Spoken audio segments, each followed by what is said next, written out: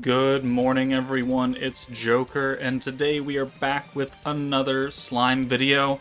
And as is tradition every month with the start of a new meta, we will take whatever team is being focused on and use it to acquire a free awakened weapon, specifically for the OG Space Time Traveler Masked Hero. But this sword that she has equipped right now, is not something that you can forge. You can only acquire it by clearing a very specific stage in a specific-ish way. So as you can see, this is just a unique weapon when equipped by Master of the Time Traveler. Its stats are not any different than, like, equipping the hero with a space sword of the same star level. Like, it's not any different, it just happens to be unique. But it is free, and if you don't have the materials to make a 6-star, an awakened sword, because it comes at 1-star awakened, having that kind of level of gear as a new player is pretty huge, because that can really boost your early game damage for your DPS character, and Leon, the DPS for this meta, does use a sword, so you can at least benefit a little bit off of it. It's not an earth sword, but it's still a sword. But how do you acquire this weapon, you ask? Well, you have to go into Story Quest, specifically Chapter 13, Expert Difficulty, Stage 8, Unlock, with the question mark EP requirements. And it's a question because it's supposed to be a slight challenge. But this was a challenge back in the half anniversary, like the 0.5 half anniversary in 2022. It is now the 3.5 anniversary in 2025, so challenging is a bit of a overstatement.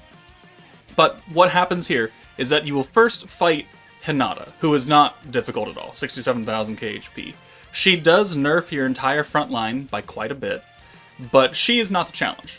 This is not what you need to do. You need to kill Hinata, and then you will fight the Masked Hero, who becomes much more relevant, because she has a bit more HP. 200k is still nothing compared to the EX2 beatdown battle that has 4 million.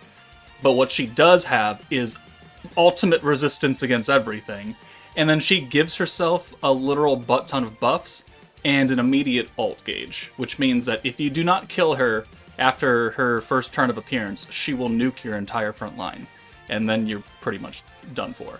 So you need to kill the Masked Hero in one turn when you get to her. And we are going to make a team based around the Spirit Master meta in order to do that. And we'll try and keep it as free to play as possible. We're only going to use the new characters and nobody else. Everyone else will be free to play. But if you beat the Masked Hero, you will get her sword. And then you could put that on anybody, and if you're a starting new player, then that sword's going to be pretty helpful for the immediate future. But let's build the team. Alright, so this is what we have built. We have the new Masked Hero, the new Velzar, the new Leon, the free-to-play Ritas, and then 2 other 4-star free-to-play characters, Geld and Rimuru, that you can get out of the flashback shop using those flashback crystals you're getting from the rookie support missions.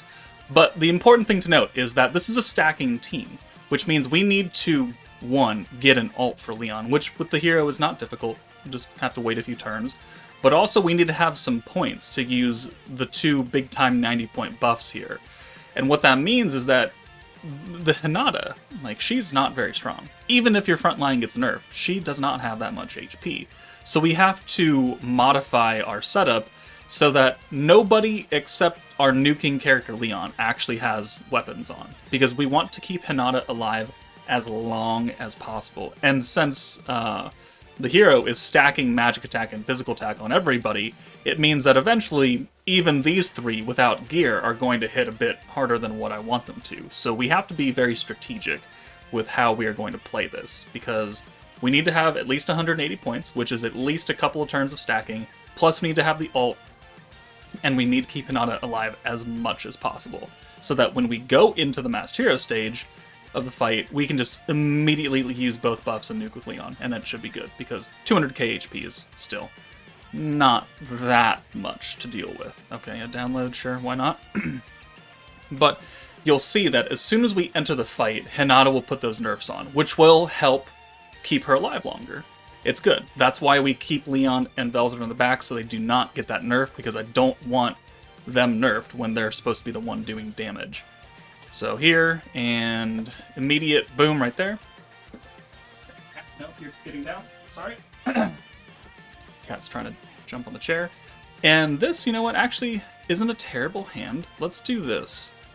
Let's do the triple orb change with Leon. Now, in order to make sure that we don't do that much damage, we're going to send Leon first, and then we'll send, like, Geld last. So let's see the damage. Yeah, like, that's... these are hefty chunks of damage right here that I don't really want to do very often. So we can only have Leon for a little tiny bit.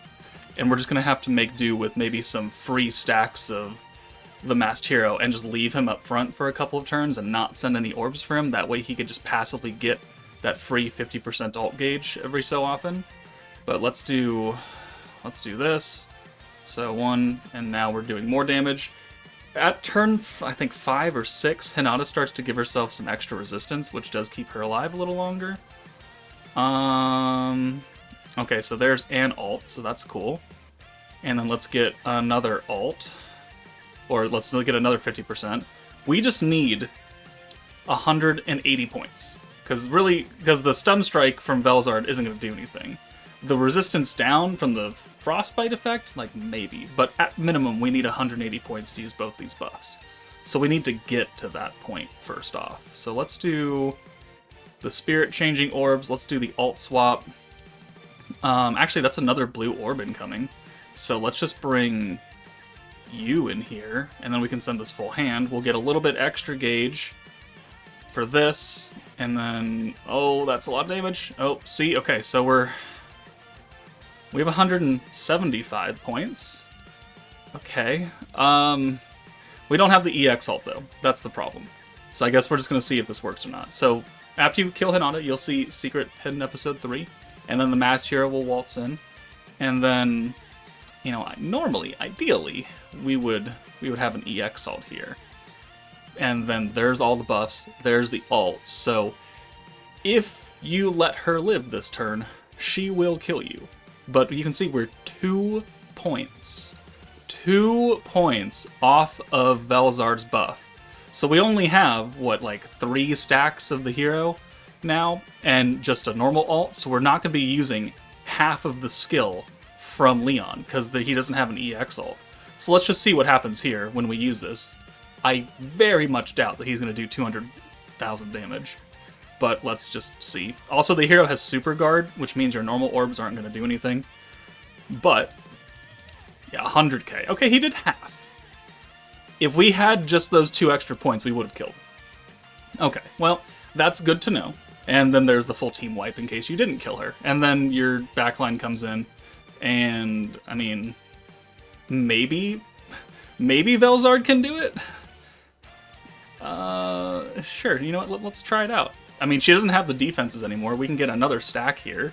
So maybe we still manage to do this. And the mission, like, it just says complete it. It doesn't matter who lives and who dies, so let's just go ahead and do this. And can Velzard with her support ult do it? 43k, 34k, and then the follow-up orbs. It is enough.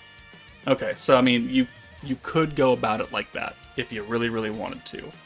But let's try and do that again, maybe? And try and set it up to where Leon just has a bunch of orbs on the turn where we kill Hinata, and then we could set it up a little bit nicer. Okay, we're back a little bit ways into the fight. We have the ult for Leon, which we know that if we can at least get both the buffs, the single ult will do the job. So let's just go ahead and take him out of here, and we'll hold on to that, and we're just going to try and get those buffs activated. So orb change, boom, boom, and then we'll try and make back. I don't think we're going to kill here, but how many points are we going to get back here? Not enough. So let's do another stack of the hero. That would get more points. Hopefully we don't kill. This is why we take all the weapons off of everybody. 190. Okay, so even if we do kill here, we have enough points, which actually looks like we're pretty safe, unless this crits or something.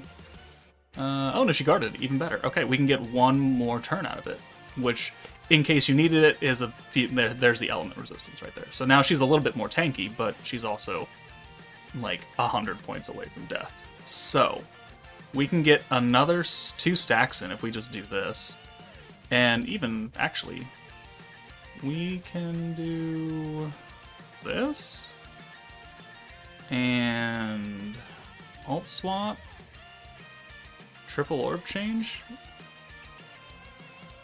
And then, yeah, let's get this in, and we'll get even more points now. So now we most definitely will have enough points, and now we can just straight up kill. And maybe if you had had maybe a better hand, we would have gotten the EX ult here as well, but it doesn't really make that much of a difference. We're going to be okay. I don't know if the Visolation kicks in right in here, but okay, the hero, we skip that cutscene now. Nope, she just teleports in.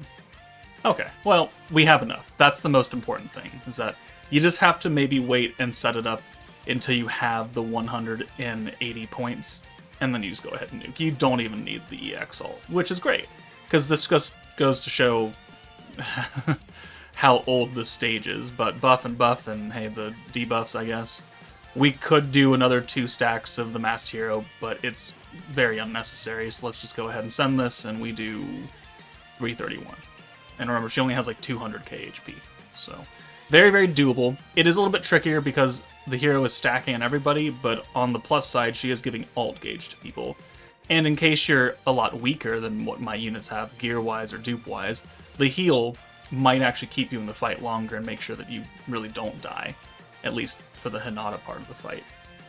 But again, after you clear the Masked Hero, you'll be greeted with the hidden episode number 5, and then once this is over, you can go to your gift box, and you will have just a free 1-star Awakened Masked Hero sword, which you can only do this once, so I've done this for the past 3 years, so I don't get 3 years worth of swords every month, but new players, this will definitely help you out, because having just a fairly strong piece of gear is a lot better than the tutorial forging of 1-star books and swords and stuff that you're probably doing right now just to kind of get through. So I would attempt the hero stage, see where you land, and if you can't quite do it yet, that's fine. Build your units up a little bit more, then come back to it, get that free sword, and then move on with your day, and it'll just help you in the very early game. But let me know what you guys think. That's it from me. Take it easy, and I will see you all later.